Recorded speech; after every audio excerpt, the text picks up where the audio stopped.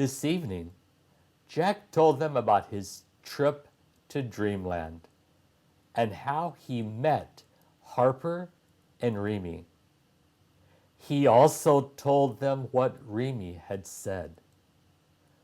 If the mice were tucked into their little matchboxes and sleeping near you at night, you could enter Dreamland anytime, even if the Sandman had not sprinkled dream dust on you. Constance and Titus could not wait to fall asleep so they could start dreaming. Right after Jack told them a story, both children said they were tired and ready for bed. Constance took Remy to her bedroom, and Titus took Harper to his. Poor Evie didn't have a new mouse to sleep with. So when Jack tucked her into her crib, she smuggled up to her old stuffed hamster doll that Jack called Mr. Hamster. After everyone was tucked into bed, Jack went out and sat by the fireplace. Jack went out and sat by the fireplace. He would like to go to Dreamland like his dad did and have Harper show him around. Harper decided to smile up at Titus in response. Before Titus fell asleep, he pretended that Harper was walking through sand dunes, his blankets, and that Harper could fly wherever he wanted to.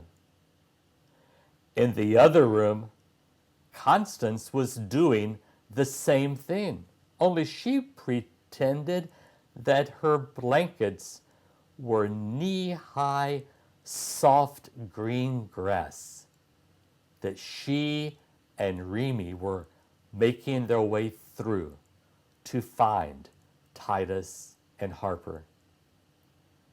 After a while, both Constance and Titus grew tired, so they tucked their new little friends into their matchbox beds, and both fell fast asleep. And that is the end. But there are many more stories in this book. I wonder what will happen in the rest of this book when we learn about what happened to Harper, Remy, and Millie in Dreamland.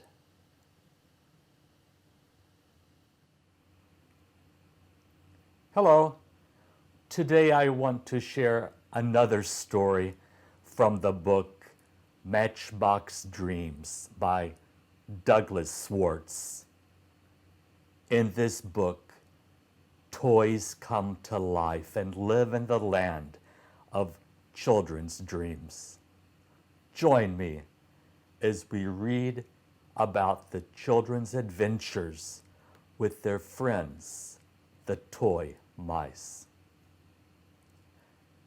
Within minutes of falling asleep, Titus was standing on the beach, looking out over the ocean. He was so excited to be at the ocean since it was almost 400 miles from his cottage. "Isn't the sea pretty?" said Constance. Titus looked to his right and saw Constance and Evie standing on the beach near him. holding hands and watching the seagulls swooping down over the waves, looking for small fish to eat. Constance, how did we get to the ocean? Asked Titus. The last thing I remember was putting Harper to sleep in his bed near my pillow. Yep, said Harper. That's what you did right before falling asleep. Now you are in dreamland. Titus turned around to see Harper and Remy standing right behind them. Harper, how did you get so big? Asked Titus. You were almost the same size as me. Well, actually, we didn't get big. You, Constance, and Evie got small, said Harper. Whenever you visit Dreamland, you are the same size as your animal friends. Constance said, Hey, Titus, Harper is right. Either that or these seashells are gigantic. She let out a giggle and pointed to seashells that were 10 times their usual size. So, what part of Dreamland are we in? Titus asked. Harper and I live in Puffin Village, which is just over the other side of the dunes behind us, heading east, declared Remy. To the north, up the coast, is the town of Willits, where the Squirrel Clan lives. To the south is Ploverville, where the kittens live, and the ocean to the west is called Shearwater. About 50 miles out to sea is the beautiful island of Sanderling, home of the puppies. Hey everyone, Harper said. Do you want to come to our house for tea and cookies? Sure, said Evie. Titus and Constance stared at Evie in confusion. Both said at the same time, Evie, you can't speak yet. You're too young. Remember, this is Dreamland, where everything is possible, declared Harper. With that, everyone started to walk up the dunes towards Harper and Remy's house in Puffin Village. Their home was more of a burrow in the ground than a real house. Imagine a whole village with a village center, a large fountain, and shops constructed of boards made from driftwood with water-worn glass for windows. Radiating out in all directions from the village center, like a wagon wheel, were white lanes paved with small particles of broken shells and large grains of sand. These lanes went from the village center to the hills that surrounded Puffin Village. In the hills were hundreds of little burrows. Each burrow was decorated with colorful glass, shells, driftwood fences, and other items that had been found on the beach. One burrow, exceptionally large and ornate, caught Constance's attention. Remy, whose house is that? Inquired Constance. That house belongs to Mr. Downing, the mayor of Puffin Village, said Remy. The mayor is going up to Willits this week to meet with the mayor of the squirrels. Last week, some of the squirrels came to Puffin looking to purchase nuts, and one of the younger squirrels accidentally knocked over Mr. Springer's nut cart, causing all his roasted nuts to fall in the street. Before Mr. Springer could catch the youngster, he and his friends took off up a tree and jumped from tree to tree until they were out of Puffin Village. Mr. Downing is going to be traveling there soon to meet with the mayor of Willits to collect payment for the soiled nuts. After a 10-minute walk, they arrived at Harper and Remy's house. Since the kids were the same size as the mice, they had no trouble entering the house and sitting down at the dinner table. Harper started the fire in the fireplace while Remy lit the stove. Being that it was still 1900 in Dreamland, homes had yet to have electricity.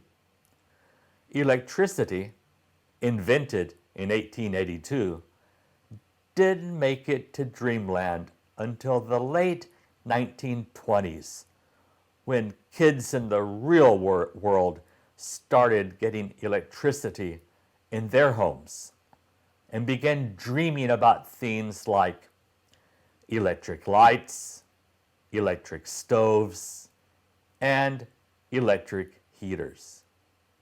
Soon, the water was boiling, and Remy served everyone tea, while Harper took the cookie jar down from the cupboard and gave each person a peanut butter cookie. "These cookies are great," said Titus. "Can I have another, please?" "I like this tea. What is it called?" asked Constance. "You can have, excuse me, you can have as many cookies as you want, Titus," said Remy. "After all, it is your dream." "Constance, this is dandelion tea. We use the whole dandelion, petals, stem, roots, and all to make the tea. One dandelion will last us over a month, even if we drink it every day." After everyone had all the cookies and tea they could eat and drink, they got up to look around the house.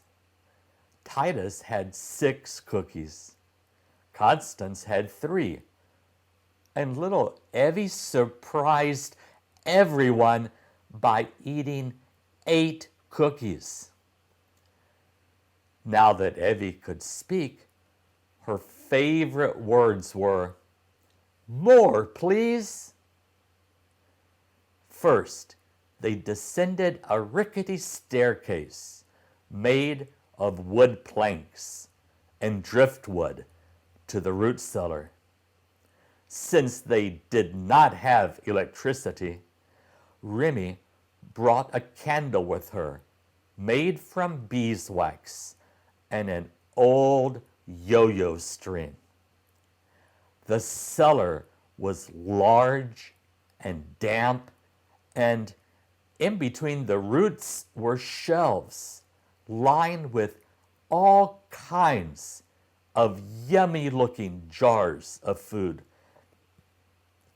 There were jars of cherries floating in a reddish liquid, peanut butter, grape jelly, and cans of peas, corn, and string beans. And there were burlap bags of every type of nut you could think of.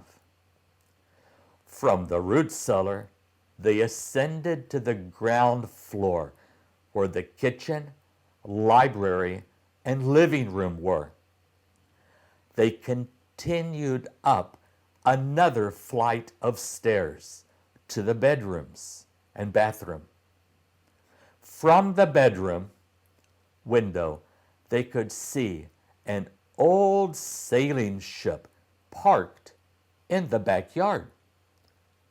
Harper, why do you have a ship in the backyard? Asked Titus. A few years ago, there was a large storm, and a wave brought the ship all the way over the dunes to our backyard, said Harper. Do you want to go aboard? Without a word, but with shouts of glee, all three of the kids rushed down the stairs and were climbing the ladder to get aboard the ship. The ship had 3 masts with the sails wrapped up, a large deck, and the captain's quarters in the back.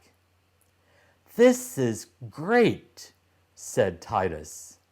All the charts and furnishings are still here. What happened to the captain and crew? We don't know, said Remy. The ship washed up here like you see it, and we were never able to locate the owner. Do you think we can sail it to Sanderling Island someday to see the puppies? Asked Constance. Sure. All you have to do is dream about it when you're here some night, and the ship will be ready to go, responded Remy. Titus, Constance, and Evie spent the rest of the time exploring the ship.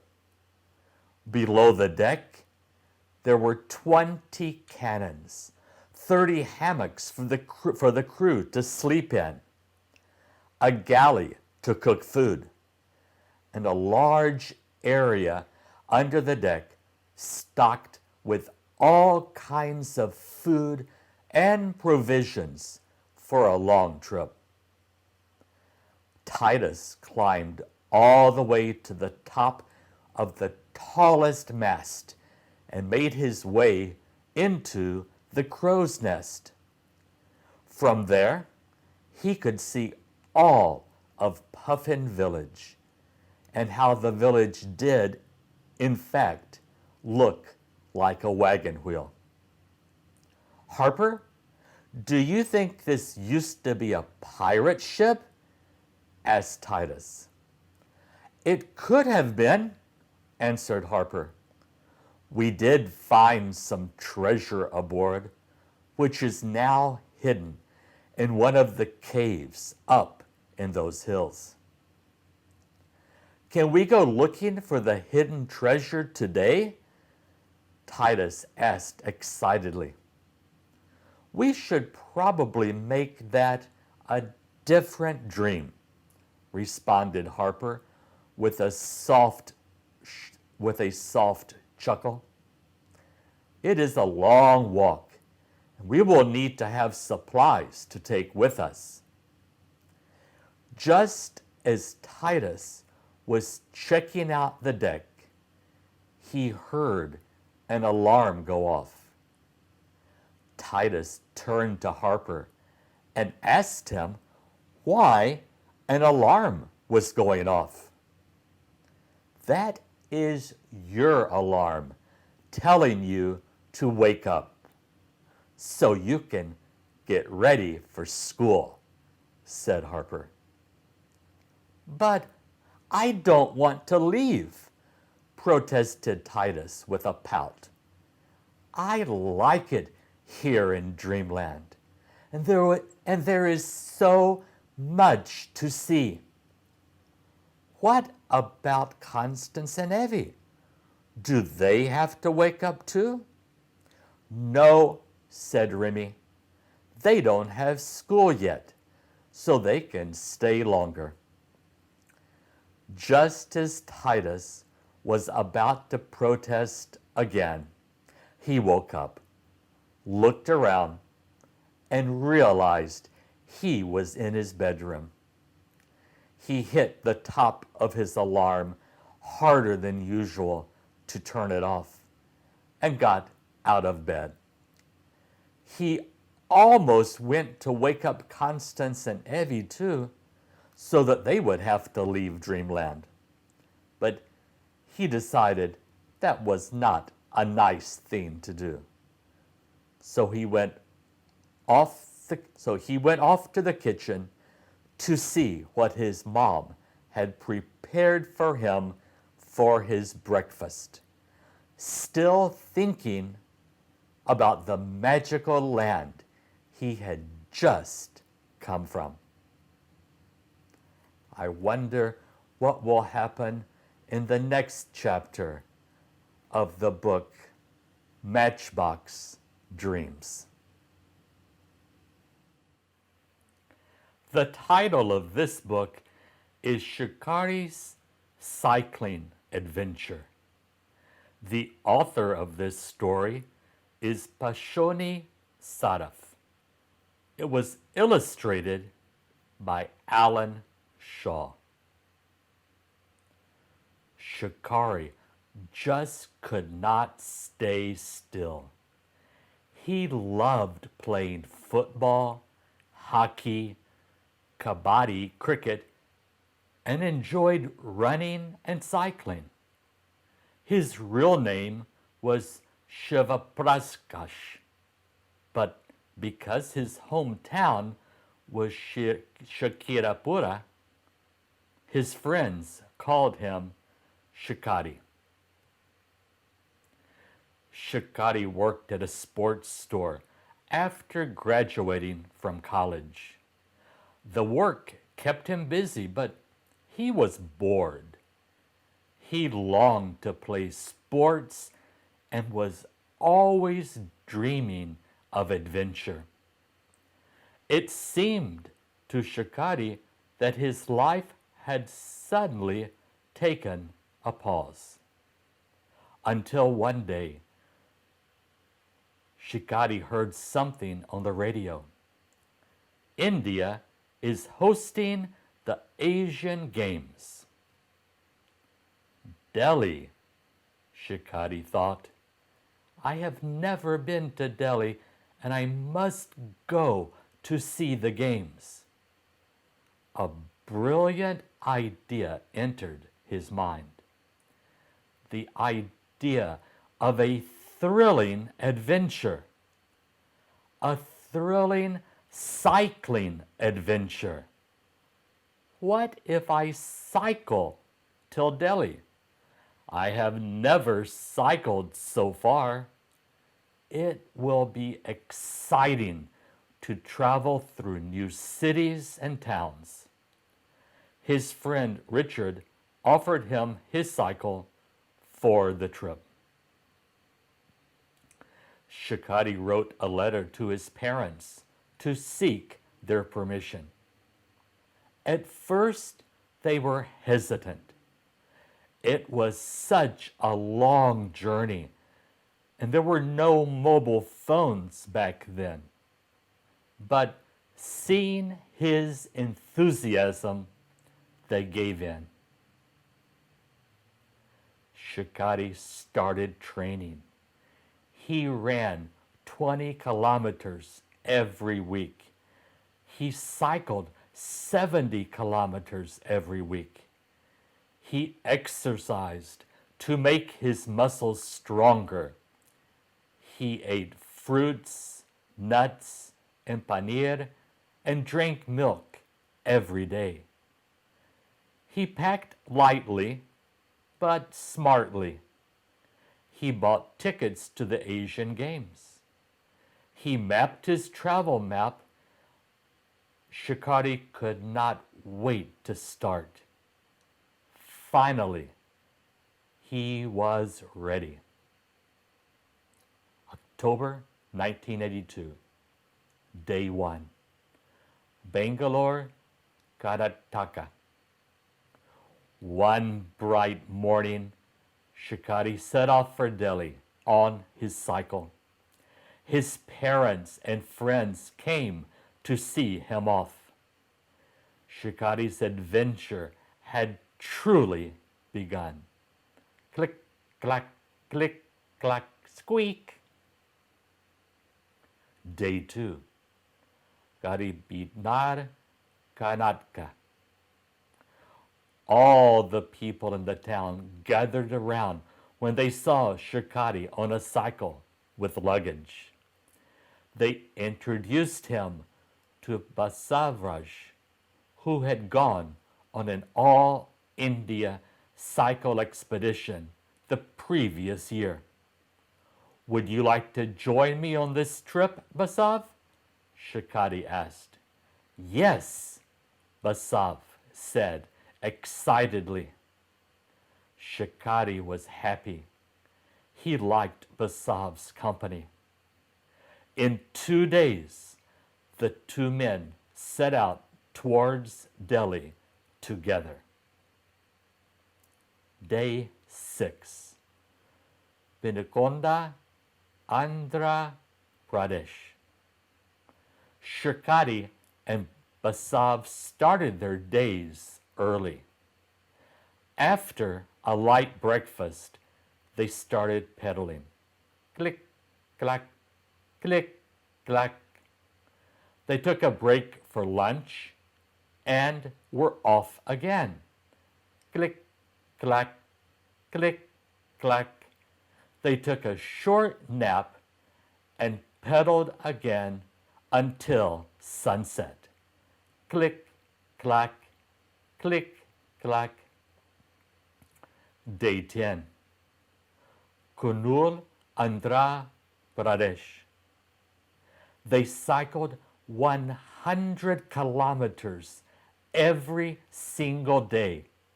Click, clack, click, clack. At night, they would sleep wherever they could find space.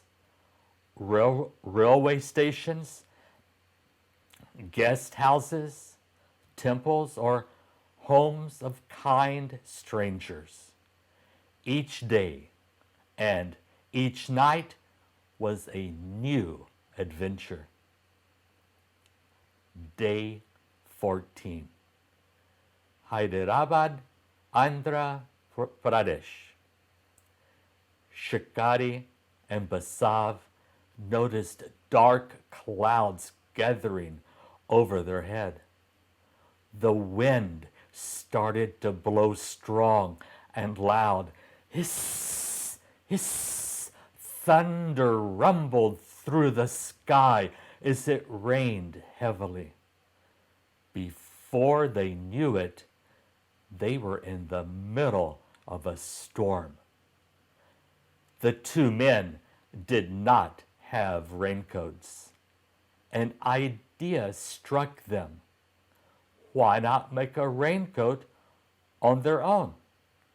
They bought big plastic sheets from a shop, cut holes for their arms and neck, and aha, a makeshift raincoat was ready. They pedaled on. Click, clack, click, clack, click, clack, click, clack. Day 16.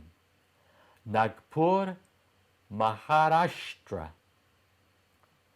When the road was steep, Shikari and Basav had to stop pedaling and push the cycle uphill.